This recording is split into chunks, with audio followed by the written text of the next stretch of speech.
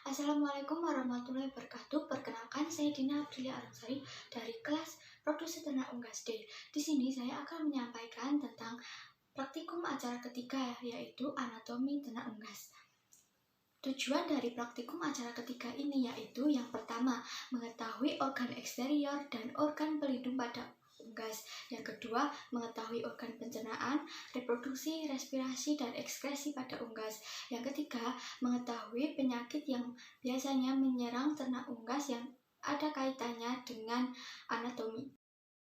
Pada kepala terdapat jengger yang berfungsi untuk menjaga suhu dan menarik lawan jenis.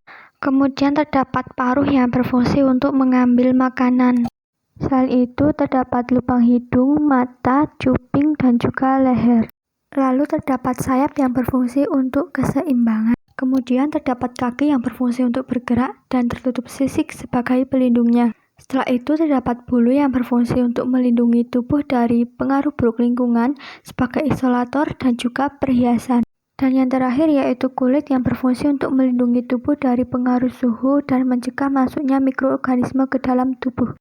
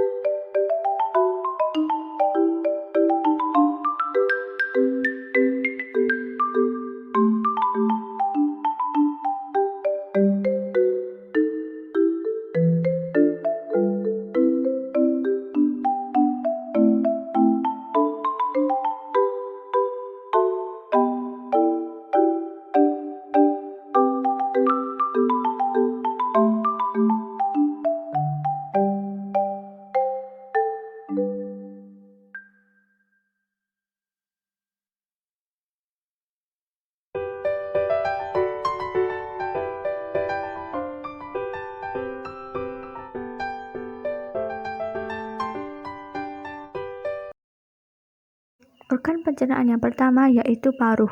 Paruh berfungsi untuk mengambil makanan. Makanan kemudian akan masuk ke rongga mulut dan didorong oleh lidah menuju esofagus. Esofagus berfungsi untuk mendorong makanan ke tembolok karena adanya gerakan peristaltik di dalamnya. Kemudian terdapat tembolok yang berfungsi untuk menyimpan makanan sementara dan melembutkan makanan. Lalu terdapat proventriculus yang berfungsi untuk menghasilkan HCl dan enzim pepsin. Setelah dari proventriculus, makanan akan menuju ventriculus yang berfungsi untuk mencerna makanan secara mekanik dengan bantuan grid dan batu kecil. Selanjutnya, makanan akan menuju ke usus halus yang berfungsi untuk menyerap nutrien dan mencerna makanan secara enzimatis. Kemudian, makanan akan menuju ke usus besar yang berfungsi untuk merombak sisa makanan dan mengabsorpsi air. Selain itu, pada pencernaan unggas terdapat sekum yang berfungsi untuk mencerna bahan makanan yang mengandung serat dengan bantuan mikroorganisme. Organ pencernaan yang terakhir yaitu kloaka. Kloaka berfungsi untuk mengeluarkan feses. Organ respirasi pada unggas yang pertama yaitu rongga hidung yang berfungsi untuk menyaring udara dan mengatur suhu serta kelembapan. Setelah dari rongga hidung, udara akan masuk ke laring yang berfungsi sebagai saluran udara dan pengatur masuknya udara. Kemudian terdapat trachea yang tersusun dari tulang rawan berbentuk cincin yang berfungsi untuk menyaring debu dan benda asing yang masuk bersama udara. Lalu terdapat percabangan dari trachea yang disebut bronkus yang berperan dalam menyalurkan udara ke dalam paru-paru. Selanjutnya terdapat paru-paru yang berfungsi sebagai tempat pertukaran udara. Di dalam paru-paru terdapat alveolus. Alveolus inilah yang berperan dalam menukar CO2 dan O2. Pada ayam, paru-paru kanan memiliki 3 gelambir, sedangkan paru-paru kiri memiliki 2 gelambir. Pada organ reproduksi ayam betina terdapat ovarium yang berfungsi untuk gametogenesis, perkembangan, dan pematangan kuning telur. Selanjutnya terdapat infundibulum yang berfungsi sebagai tempat ovulasi dan fertilisasi. Kemudian terdapat magnum yang berfungsi sebagai tempat pembentukan putih telur dan mensekresikan albumin. Setelah itu terdapat isthmus yang berperan sebagai tempat pembentukan gerabang tipis dan selaput telur. Lalu terdapat uterus yang berperan dalam pembentukan gerabang telur. Selanjutnya terdapat vagina yang berfungsi menghubungkan uterus dan kloaka. Dan yang terakhir yaitu kloaka yang berfungsi sebagai tempat keluarnya telur.